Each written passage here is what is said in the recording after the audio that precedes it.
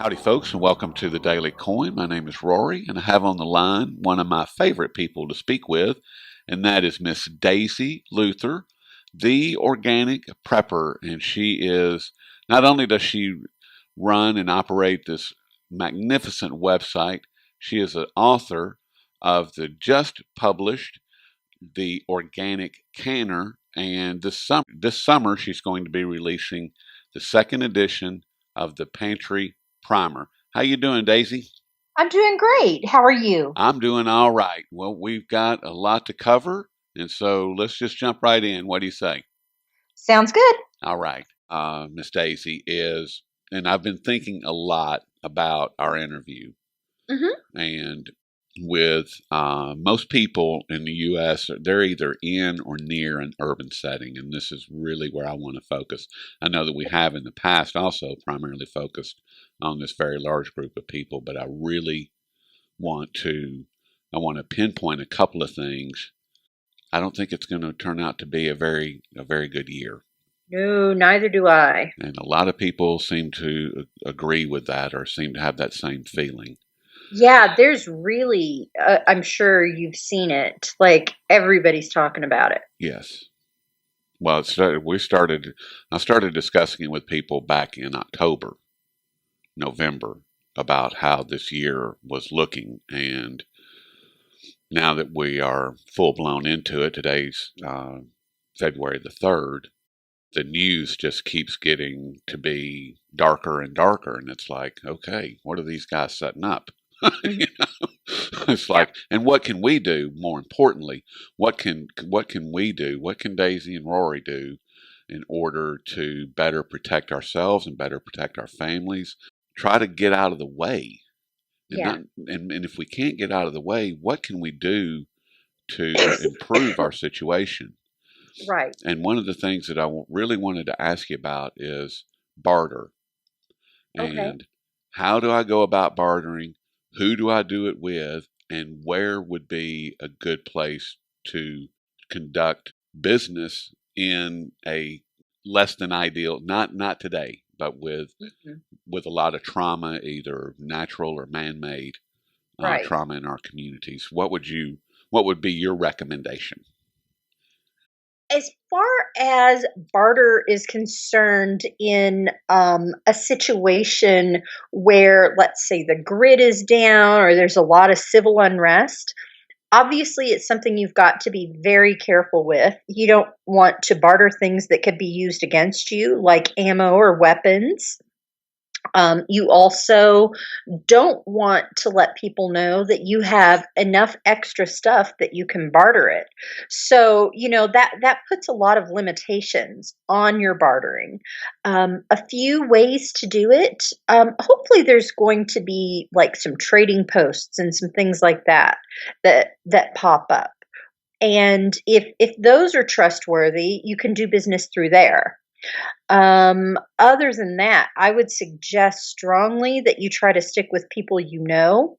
You never go alone to barter something. That would be almost like when you buy something off of Craigslist. You let someone know where you're going, you meet in a public place, and you take somebody with you so that you're not vulnerable to attack. Okay.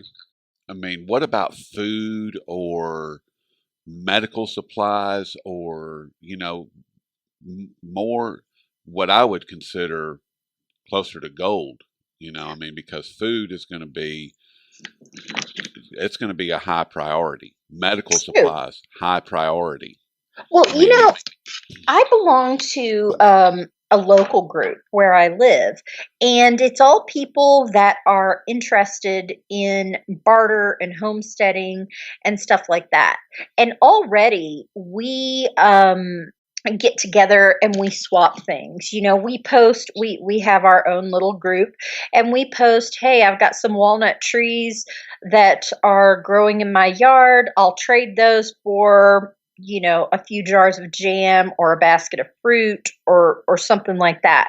And we're already getting into the barter system ourselves. And that's going to go a long way because we're building these relationships already. So if you're able to build those relationships now, you're going to be that much better off if it hits the fan, because you've already built this trust. You already know that so and so has honey and they like walnuts, and I have a walnut tree. You've already created a relationship.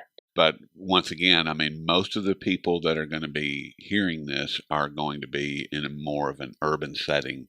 And some I'm of in a these, somewhat urban setting. I don't live in the city, but I live just outside of the city. okay, And lots of members of our group are in the city. So there's that's good. always a way to meet up with people. I Okay. know a lot of people aren't fans of Facebook and social media, but that's a great way to meet like minded people. Obviously, you have to be careful, you have to protect your privacy, but it's a really good way to meet people in your area that are like minded. Search up your county name and the word homesteading and see if you find anything like this, Okay. or search up your county name or city name and the word barter or farmers or something like that. There's almost always some kind of cooperative thing that you can join up with. That's a great idea. Now that we've built a loose network or we've got, Mhm. a situation to where we can swap items, we've got the barter town going on. I would think that if there was like a trading post, wouldn't that be kind of vulnerable? Wouldn't that be a very vulnerable situation? Or It's possible. potentially, yeah. I would imagine that in a situation like this, if there was a trading post set up, they would be very diligent about their security. They'd have to be. Obviously, you don't want to completely rely on someone else's security, but I would suspect that there would be something in place to make it a little bit safer. Yeah. And getting in and or getting to and getting away from That's would going to be your own responsibility. yeah, and that's where that's where it could potentially be incredibly dangerous. Very much so. Very much so. Unfortunately, it's one of those things that there's no way around the fact that there's going to be danger. It's just how it is. Yeah, the Selco, I don't know if you're familiar with that with Yes, his work. Well, it's love making the self. rounds again, and for anyone that hasn't read Selco, it's SELCO. Just Google Selco and SHTF survival and go and read his work. It's unbelievable. It's amazing. I would like to point out that English is not his first language. Don't let that put you off. The fact that it's not written in absolutely perfect format, the information is invaluable. it's invaluable because this is real life. This is what it is. There's nothing about it that's romanticized, and he lays it out there he lays it bare for you to see and to experience through words what it actually looks like and feels like. It's incredible. Yeah, it's gritty. And food, survival food, as far as beyond dehydrated. I mean, what should I have in my pantry? And I know food is a big priority for you with all of the work that you do. Right. And it's what should I have in my pantry aside from a 6 month supply of my quote everyday food? Because Uh, that's you what I think that definitely most people are going to focus on. Yeah, you definitely want seeds. You want the ability to create more food. That is probably just as important, if not more so, than the food that you actually have stored up. Because if it's a long term scenario, there's going to come a time where it's very difficult to get these things like seeds.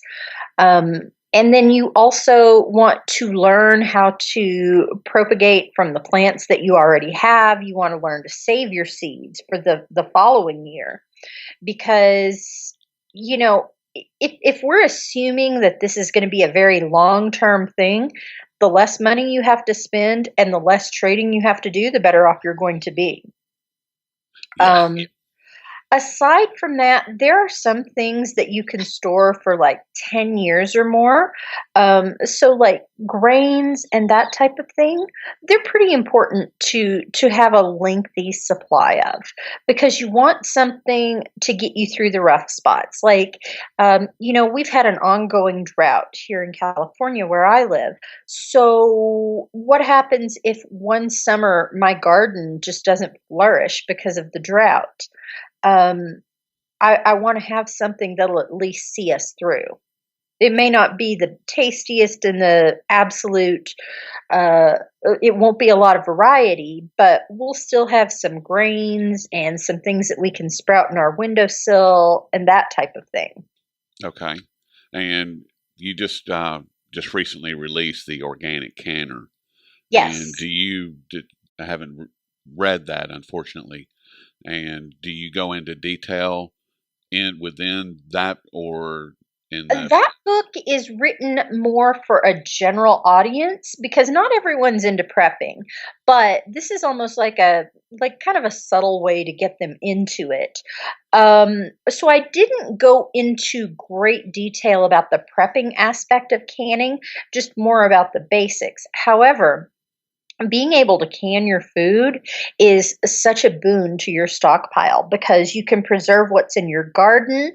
If you end up with a lot of meat, like you're a hunter or you raise a pig or something like that, you can a great deal of that, and then you're not reliant on your refrigerator or your deep freezer.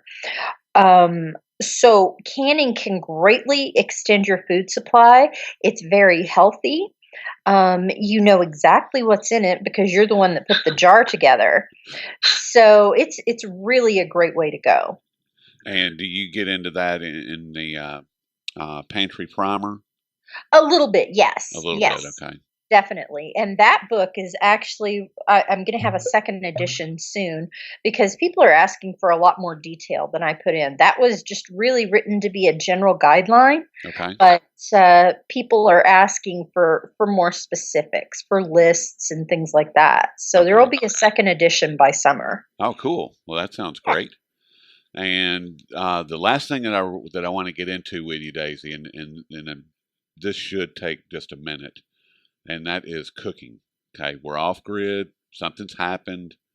We're into the third week, fourth week without electricity, possibly no running water.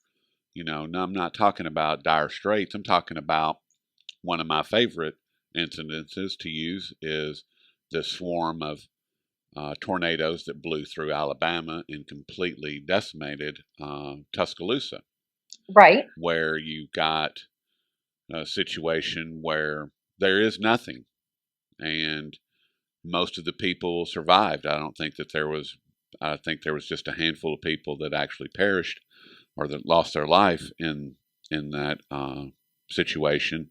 So you've got all of these throngs of people that are going to unite during the first couple of weeks, but then you're going to get into that third week, that fourth week, that fifth week, where things are starting to get stressed. There's a lot of right, strain going on. You've got parents that have hungry children.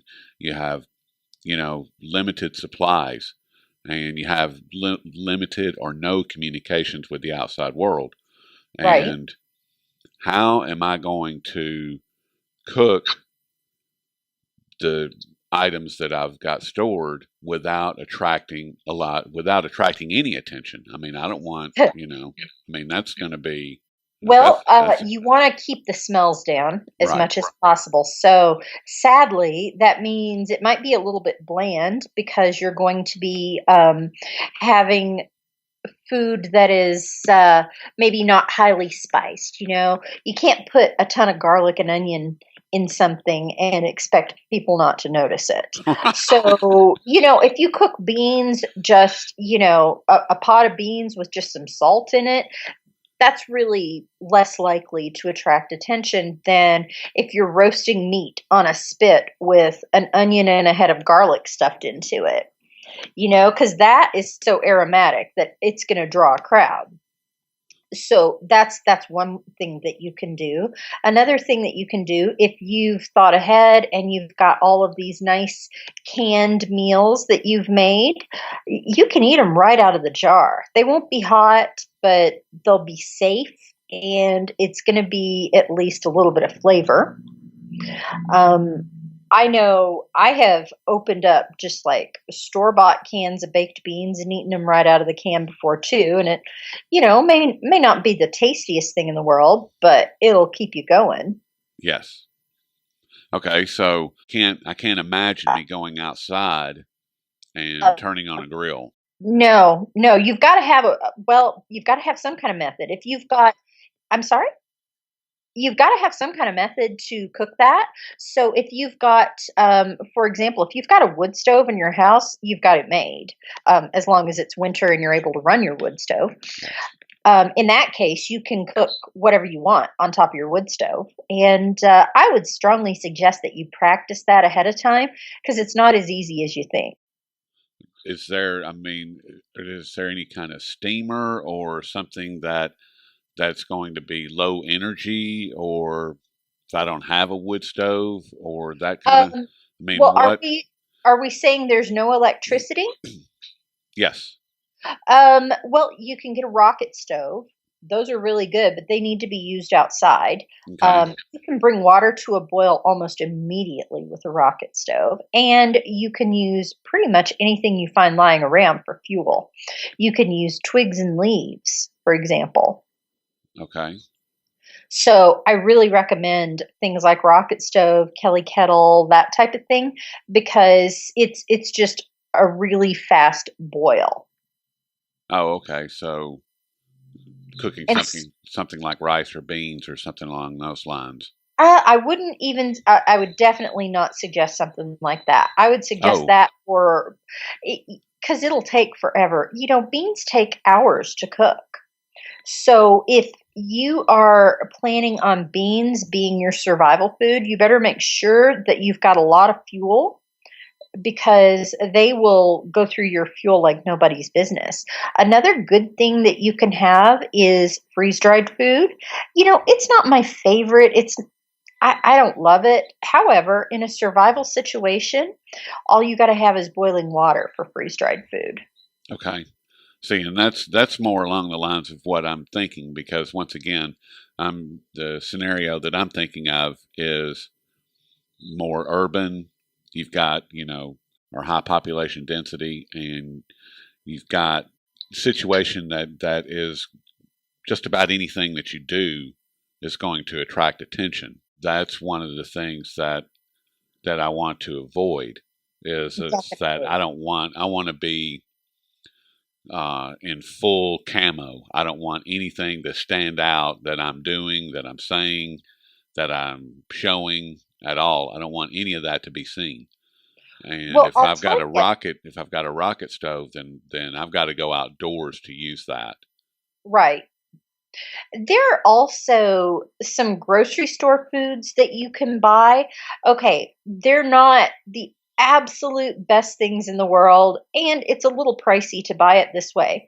But I have a few cases of, those pouches of rice that are already cooked, and all you got to do is heat them up, or you can just eat them right out of the pouch. Oh wow, okay, I've got a few cases of those sitting around because I can add that to a jar of something that I've canned, and I've got a pretty decent meal. okay, Now, we don't eat those on a regular basis because, it's awfully easy to cook your own rice. But in some kind of crazy situation, it'd be pretty nice to have those instant no cook meals. I stock up on a lot of no cook stuff too. okay. Graham crackers and peanut butter and that kind of thing. You don't have some type of cracker and peanut butter on the shelf, then you're not doing it right. No, no, you've definitely got to have that kind of thing. I mean, those are a given right there. Yeah. And with the way that 2015 is starting out, the drums of war seem to be beating louder every day, and the economy, in spite of all the lies that we're told, doesn't seem to be improving any and doesn't seem to be. What would you recommend for people to be on the lookout for, or to what can we do to better protect ourselves and to better protect our families against, say, something like a dirty bomb that pops up in some city? I mean, is there anything that we can do or should do?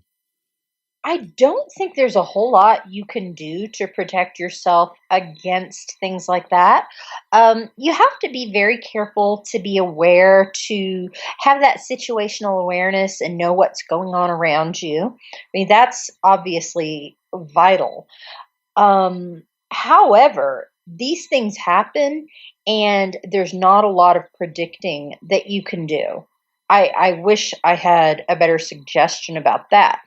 But aside from that, I think the important thing is don't wait until something happens or something's in view on the horizon before you start preparing. Start preparing now Do you so think that, that I'm sorry. so that you have everything in place.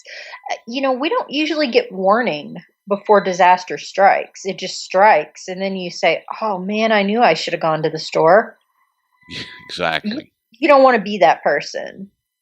Right. Which is what we saw, 2 weeks ago with New York, with the blizzard that never was.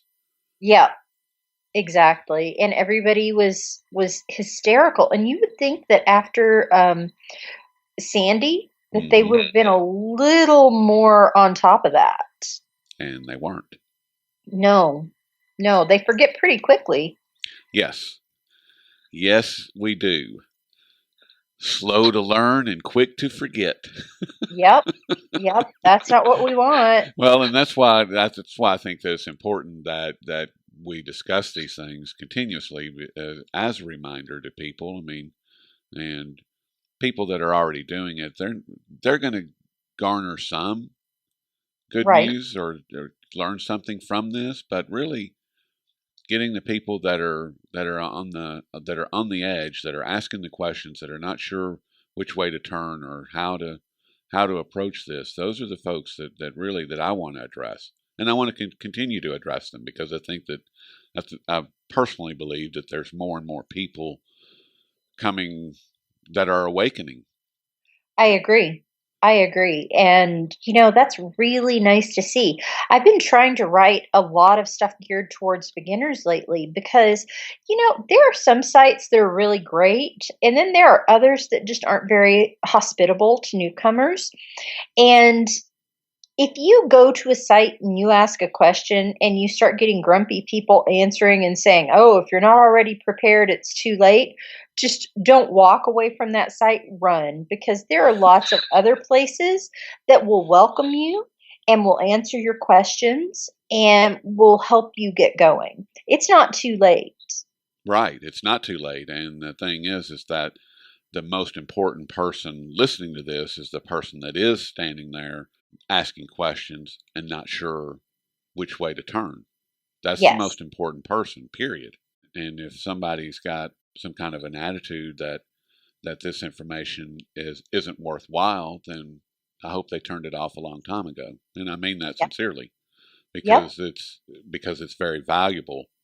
And when I started doing what I was doing, not only with Sean over at SGT Report, but in particular with the Daily Coin, that's when I really started focusing on, and I started looking at my family, going, what can I say to them that will help them to understand that I'm not talking about death and destruction, that I'm actually talking about surviving and thriving, Right. and how can I present it to them?